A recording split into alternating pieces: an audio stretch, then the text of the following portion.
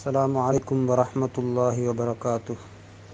بسم الله الرحمن الرحيم. الحمد لله رب العالمين، والصلاة والسلام على سيدنا محمد وآله وصحبه أجمعين. أما بعد. ரசூலுல்லாஹி ஸல்லல்லாஹு அலைஹி வஸல்லம் அவர்களை பற்றிய தொடர் உரையின் 30வது பதிவு. நபி ஸல்லல்லாஹு அலைஹி வஸல்லம் அவர்கள் இந்த பரிசுத்தமான உயர்ந்த தீனுடைய முயற்சியில் தொடர்ந்து பல இன்னல்கள், தடைகள், துன்புறுத்தல்களுக்கு மத்தியில் ஈடுபட்டு கொண்டிருக்கிறார்கள். அவர்களுடன் அவர்களை ஏற்றுக்கொண்ட தோழர்களும் அன்னாருடைய வழிகாட்டலில், தர்பியாவில், தலீமில் உறுதியாகவே இருந்து இந்த மார்க்கத்தை பின்பற்றி கொண்டிருக்கிறார்கள். பல வகையான முயற்சிகள் அனைத்திலும் தோல்வி அடைந்தவர்கள் இப்பொழுது ரசூலுல்லாஹி ஸல்லல்லாஹு அலைஹி வஸல்லம் அவர்களை நோவித்து அவர்களை அடியோடு இல்லாமலாக்கி, நஊது பில்லாஹி மின் ஸாலிக், அவர்களை கொலை செய்வதை விட இதற்கு வேறு ஒரு மாற்று வழி கிடையாது என்ற முடிவுக்கு வந்தார். அந்த நேரத்தில் இருந்த மிக மோசமானவர்கள், கெட்டவர்கள் எப்படியெல்லாம் இப்பொழுது பகிரங்கமாக அவர்களை நோவிக்க முடியுமோ அதில் எந்த குறையும் வைக்கவில்லை. உத்தைபா இப்னு அபூ லஹபுடைய மகன் உத்தைபா ஒரு நாள் நபி ஸல்லல்லாஹு அலைஹி வஸல்லம் அவர்களிடம் வந்து அவர்களுக்கு முன்னால் சொல்லுகிறான், அன அக்ஃபுரு பின் நஜ்மி இதா ஹவா என்று சொல்லி, வன் நஜ்மி இதா ஹவா என்று அவர்களுக்கு ஓதி காட்டப்பட்ட அந்த வசனங்கள், அந்த சூறாவை, அந்த அத்தியாயங்களை நான் நிராகரிக்கிறேன்.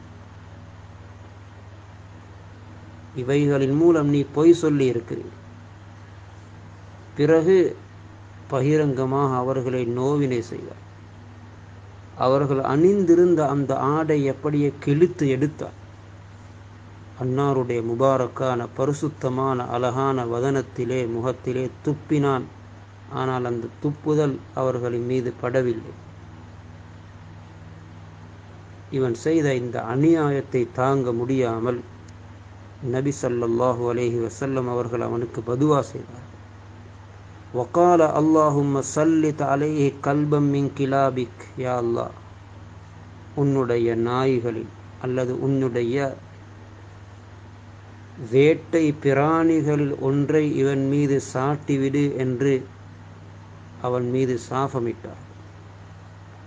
நபி ஸல்லல்லாஹு அலைஹி வஸல்லம் அவர்களுடைய அந்த துஆவை அல்லாஹ் உடனடியாக ஏற்றுக்கொண்டார். உத்தைபா ஒரு சந்தர்ப்பத்தில் குறைஷிகளுடைய ஒரு கூட்டத்தாருடன் மக்காவிலிருந்து வெளிக்கிட்டு ஷாமிலே உள்ள ஜர்கா என்ற இடத்தை போய் அடைகிறார். அங்கே அவர்கள் தங்குகிறார்கள். இரவு நேரம். எல்லோரும் தூங்குவதற்கு தயாராகிய பொழுது திடீரென்று அந்த இடத்திற்கு ஒரு சிங்கம் வந்தது. இதை கண்டவுடனே உத்தைபா சொன்னான், என்னுடைய சகோதரருக்கு நாசம் உண்டாகட்டும். ரசூலுல்லாஹ்வுக்கு அவர் சொல்லுகிறார், இந்த சிங்கம் இன்று என்னை எப்படியும் சாப்பிட்டு முடித்துவிடும். எனக்கு எதிராக முஹம்மது ஸல்லல்லாஹு அலைஹி வஸல்லம் துஆ செய்ததை போல நானும் ஷாமிலே இருக்கிறேன். ஆனால் பல மாத மைல் தூரத்துக்கு அப்பால் இருக்கிறேன் நான் ஷாமிலே. அவர் மக்காவிலிருந்து என்னை கொலை செய்கிறார். அவன் சொல்லுகிறார். அவர் இரவு நேரம் அந்த சிங்கம் அந்த இடத்தை சுற்றி கொண்டிருந்தது. பயத்திலே இருந்தவர்களிடம் சொன்னார், நான் நடுவில் உறங்கிக் கொள்ளுகிறேன், நீங்கள் எல்லோரும் என்னை சூழ்ந்து தூங்கிக் கொள்ளுங்கள் என்று சொல்லி சரியாக நடுவிலே அவர் தூங்குகிறார். இரவு அந்த சிங்கம் எல்லோரையும் தாண்டி கொண்டு வந்து அவனுடைய கழுத்தை கடித்து அப்படியே தலையை எடுத்து கொண்டு போனான். அந்த உக்பத் இப்னு அபி முஆய்த் ஒரு சந்தர்ப்பத்தில் நபி ஸல்லல்லாஹு அலைஹி வஸல்லம் அவர்கள் சுஜூதில் இருக்கும் பொழுது அவர்களுடைய பரிசுத்தமான அந்த முபாரக்கான கழுத்தின் மீது காலை வைத்து மிதித்தான். 2 கண்களும் வெளிப்படக்கூடியதை போன்ற நிலை உண்டாகியது. அல்லாஹ் அந்த அநியாயக்காரர்களுக்கு எதிராக தண்டனையையும் வழங்கி கொண்டுதான் இருந்தார்.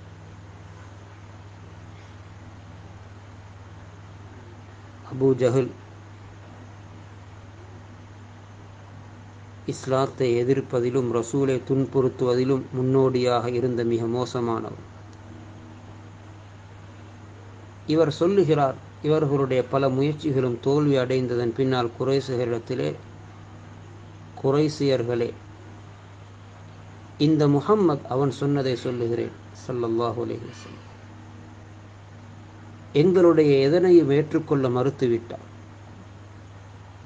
எங்களை நோவித்து கொண்டிருக்கிறார், நாம் செய்யக்கூடிய, நாம் வாழக்கூடிய எங்களுடைய வாழ்க்கையை பிழையாக்கி காட்டுகிறார். நான் இன்று உங்களிடம் சொல்லுகிறேன், எனக்கும் சுமக்க முடியாத ஒரு பெரிய ஒரு கல்லை எடுத்துக்கொண்டு நான் போவேன். அவர் காபாவுக்கு ஹரத்துக்கு தொலை வருவார். தொலை வந்தவுடன் சுஜூதில் இருக்கும் பொழுது அந்த கல்லின் மூலம் அவருடைய தலையை நான் தவிடுபொடியாக்குவேன். நீங்கள் அதனை ஏற்றுக்கொண்டாலும் சரி, தடுத்தாலும் சரி, நான் செய்தே ஆகுவேன்.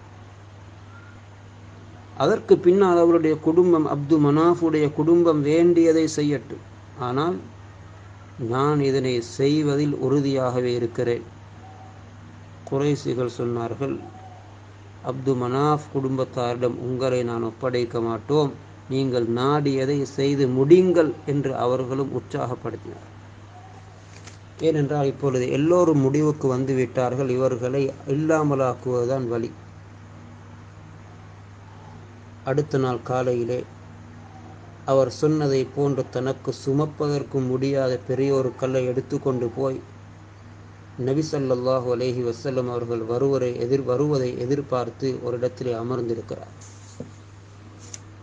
நபி ஸல்லல்லாஹு அலைஹி வஸல்லம் வலமையை போன்று வந்தார்கள், தொழுதார்கள். குறைஷிகளும் அவர்களுடைய கூடி நிற்கக்கூடிய இடங்களில் இருந்து கவனித்து கொண்டிருக்கிறார்கள். இன்று அபூ ஜஹல் செய்ய போகின்ற இந்த கெட்டித்தனமான வேலை, அவர்களிடத்திலே வீரர், அவர்களிடத்திலே தலைவர், இன்று எங்களுடைய தலைவர் எப்படி நடந்து கொள்கிறார், அவர்கள் செய்யக்கூடிய அந்த கெட்டித்தனமான செயலை பார்ப்பதற்காக வேண்டி ஒன்று கூடி பார்த்து கொண்டிருக்கிறார். நபி ஸல்லல்லாஹு அலைஹி வஸல்லம் சுஜூதுக்கு சென்ற பொழுது அபூ ஜஹல் அந்த பாராம் கல்லை எடுத்து கொண்டு போய் அவர்களுக்கு முன்னால் போய் நின்றுவிட்டு மிகவும் அவர்களை சமீபித்த பொழுது பயந்தவனாக, நிறமெல்லாம் மாறியவனாக, நடுங்கியவனாக ஓடோடி வருகிறான். கல்லை ஒரு பக்கம் வீசிவிட்டு பயந்து கத்தியவனாக ஓடிக்கொண்டு வருகிறான் அந்த கேவலமானவன். குறைஷிகள் போய் ஓடிப்போய், என்ன நடந்தது? மாலகயா அபல் ஹிகம், அறிஞரே, அறிவின் தந்தையே, என்ன நடந்தது? அவன் சொன்னான், நான் சொன்னதை அவர்களுக்கு செய்வதற்கு போய் முன்னால் நின்றேன். ஆனால் அவர்களுக்கு நெருங்கும் பொழுது அவர்களுக்கு முன்னால் ஒரு பயங்கரமான பெரிய ஒரு ஒட்டகம், ஆண் ஒட்டகம், அப்படி ஒரு ஒட்டகத்தை நான் இதுவரையும் கண்டதில்லை. அவனுடைய பற்கள் மிகவும் பயங்கரமாக இருந்தது. அப்படி பற்களை எந்த ஒரு ஒட்டகத்திலும் நான் கண்டதில்லை. அது என்னை சாப்பிடுவதற்கு வந்தது.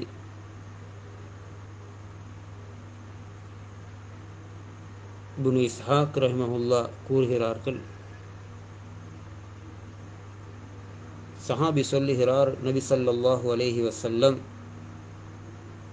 என்னிடத்திலே சொன்னார்கள், ذَلِكَ ஜிப்ராயில் அலைஹிஸ்ஸலாம் லவ் தனா லஅஹதஹு. அது ஜிப்ராயில் அலைஹிஸ்ஸலாம், அவன் என்னிடத்திலே இன்னும் கொஞ்சம் நெருங்கி இருந்தால் அவனை அவர்கள் பிடித்திருப்பார். இறுதியாக இப்படியெல்லாம் இவர்கள் போட்ட திட்டங்கள் தோல்வி அடைந்தது மாத்திரமில்லாமல் அவர்கள் கேவலமடைந்து ரசூலுடைய முயற்சி, அல்லாஹ்வுடைய உதவியும் அவர்களுக்கு அந்தந்த சந்தர்ப்பங்களில் வந்து கொண்டே இருந்தது. புகாரி ஷரீஃபிலே உர்வத் இப்னு ஸுபைர் ரலியல்லாஹு அன்ஹு அவர்களின் வாயிலாக அறிவிக்கப்பட்டிருக்கிறது, அம்ர் இப்னுல் ஆஸ் ரலியல்லாஹு அன்ஹு அவர்களிடம் நான் கேட்டேன், நபி ஸல்லல்லாஹு அலைஹி வஸல்லம் அவர்களுக்கு இஸ்லாத்தினுடைய விரோதிகள், எதிரிகளான அந்த முஸ்ரிக்குங்கள் செய்த மிகவும் கெட்ட மோசமான கடினமான செயல் என்ன என்று அறிவியுங்கள். அப்பொழுது சொன்னார்கள், ஒரு தடவை நபி ஸல்லல்லாஹு அலைஹி வஸல்லம் கஅபாவினுடைய பக்கத்திலே ஹிஜ்ரிலே தொழுது கொண்டிருக்கிறார்கள்.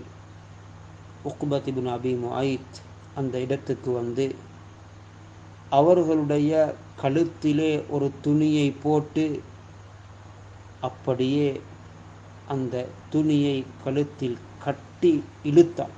ஃபஹனகஹு ஹன்கன் ஷதீத.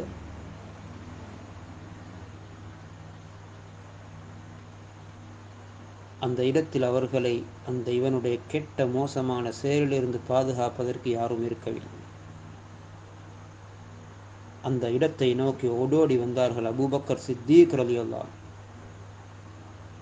உக்பத் இப்னு அபி முஐத்தினுடைய 2 தோள்புயத்தையும் பிடித்து அவனை ரசூலை விட்டும் தள்ளிவிட்டு கேட்டார்கள், அத்தஹ்துலூன ரஜுலன் ஐ யகூல ரப்பி அல்லாஹ், என்னுடைய அல்லாஹ் ரப்பு அல்லாஹ் என்று சொன்ன ஒருவரையா நீங்கள் கொலை செய்கிறீர்கள்? அப்படி ஒருவரையா கொலை செய்ய பார்க்கிறீர்கள் என்று கேட்டார்.